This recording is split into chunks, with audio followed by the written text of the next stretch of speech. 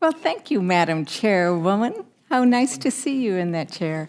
I'd walked in and I thought we were going to be talking about having the Congress dictate to a local district what to do with the criminal laws so that people who are not elected by those residents would be dictated. And here we are talking about things like immigration around a D.C. sort of bill where we're not respecting local decisions, right? It strikes me that when my colleague kind of goes on about immigrants in his state, he fails to realize that those immigrants in his state are basically keeping up the economy, right? They are working in the jobs that American citizens don't take. And we had recent reports from Social Security how thank you, immigrants, because without your participation in Social Security, we would not be solvent for a few more years. We need to do a lot. Social Security 2100, I'm in on that bill, so we could fix it. But it also strikes me that I walked in on the debate just as, I just was wondering what was being picked in your state. It's turnips, collard greens, kale. Those are the kinds of things that, hardworking immigrants, undocumented and documented, pick. Backbreaking work. But criminal conduct, it strikes me that the only reason you get indicted is because there is probable cause and lots of hard work to say we think we might convict you in front of a jury. Now, some of those cases against the former president have not gone forward, and I know that the work that you're doing in oversight and judiciary aren't going forward. Mostly because there just isn't any there, right? And we had they've had months and months to look at this, and we haven't seen anything. I really don't have any questions because would you yield, Ms. Leger? Sure, dear colleague. Okay, let me just, you say they're carrying their own weight. I really don't know how you're saying that. In South Carolina, education cost alone is $586 million. Police and legal corrections, $135 million. There was an article in the Epoch Times of small towns, particularly in Texas, where all border states are being deluged with, and in Mr. Nadler's state, New York. Look at what they've done to education system there. It's unsustainable. And I don't know how you say they're carrying their own weight. The fact that each household in South Carolina, they don't make these things up. It's $377 per household annually. So all I would say is, if you asked, you say that I can't imagine legal immigration everybody is for. You got to have some way you can have some way to monitor who's coming in your house. And as Mike Pompeo said, they're in the gates now. We got over 40,000 Chinese nationals. Thank you, Mr. Norman. And I would point out that we actually had a bipartisan bill, the modernization workforce bill, and the farm worker modernization workforce bill, which Republicans killed. But going back to the issue at hand, like I said, I didn't really have any questions. We seem to have veered off from the topic. But I don't know if you want to respond to anything you heard. There is one thing, Congresswoman Leger Fernandez, thank you very kindly, and I love the freewheeling nature of the Rules Committee. I wasn't prepared to talk about the immigration issue, but the distinguished gentleman from South Carolina raised an issue that's close to my heart because it's something I worked on when I was a state senator, which is organized rings of retail theft. And in Maryland, we passed a law against directing organized retail theft. And I suppose that's something you'd be interested in. I mean, it's these criminal rings that are sending people in and robbing stores and coming out.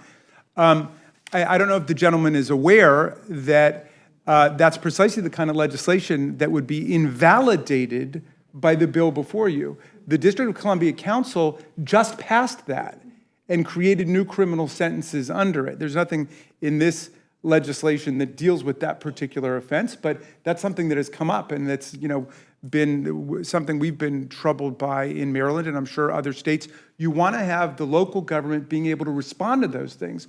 But what this legislation says is that the District of Columbia Council cannot alter in any way. It cannot increase criminal sentences. It can't reduce criminal sentences. It can't create new crimes with sentences just because Congress knows best.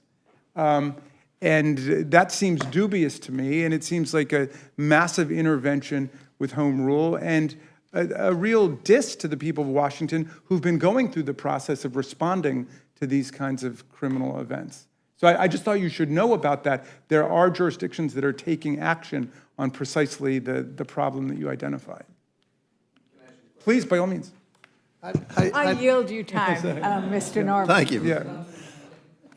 How do you respond when the mayor, Merrill Bowser, would not intervene with, I forget which campus, maybe it was in George Washington, to stop the peaceful protests that were tearing up buildings? Why would she not lend the police force to help that out, help the college out? Well, as I understand it, she sent the police in, and they broke up the encampment. That's my understanding. We were going to have a hearing on the whole thing, but the chairman canceled it. So I don't know any more details other than the DC police did go in.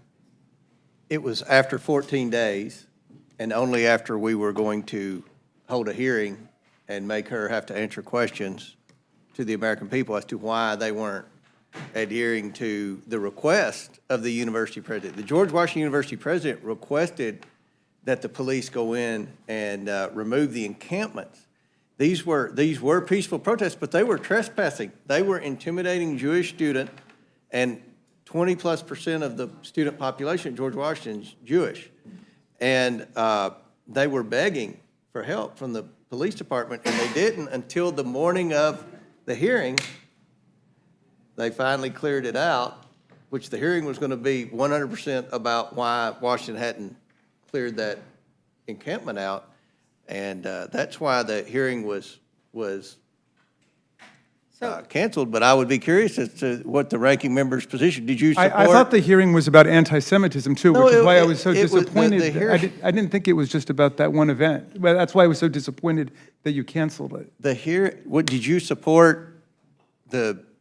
Whose side were you on? The university president side requesting help from Washington D.C. police, or the mayor's I side? think the Did you witnesses should support be the mayor's questioning each decision? other. We have I'm happy to answer the question if someone else proposes it. It is Ms. I think I'll Leger reclaim my Fernandez. time on this, but this is an example. It is freewheeling, but it is an example of how we have moved beyond the idea that we are imposing on DC from Congress what should be happening.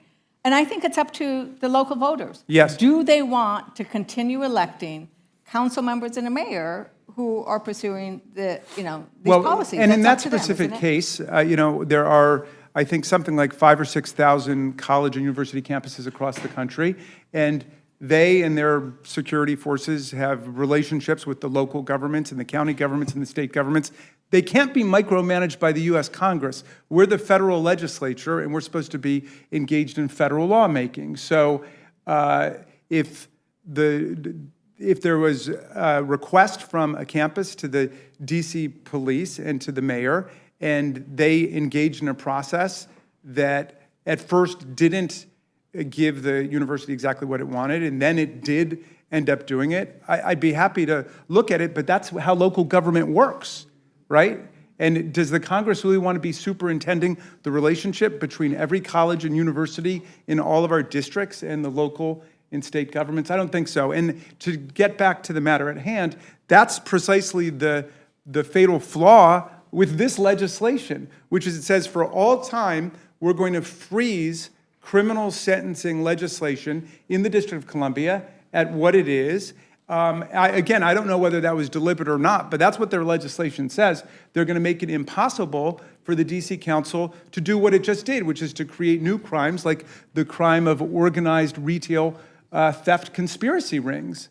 And that's not something that the Congress of the United States is going to do for D.C., but it's something that D.C. did for itself, but now we wouldn't allow them to, simply because we decide it's an election year and it's convenient to kick D.C. around a little bit. So thank you very much, Ranking Member. And I would note, Madam Chairwoman, I'd like to enter into the record the Washington Post article that points out how Social Security and Medicare taxes have been benefited by immigrant participation. Without objection. And because it's not my word, these are actually several statistics. We've also looked at, there was a recent GAO study, CBO, which pointed out that immigrants, undocumented immigrants, have produced about $1 trillion of benefit to the United States economy, and we will also, I don't have that one on me right now, but I'll send it over to Mr. Norman's office. And with that, I yield back.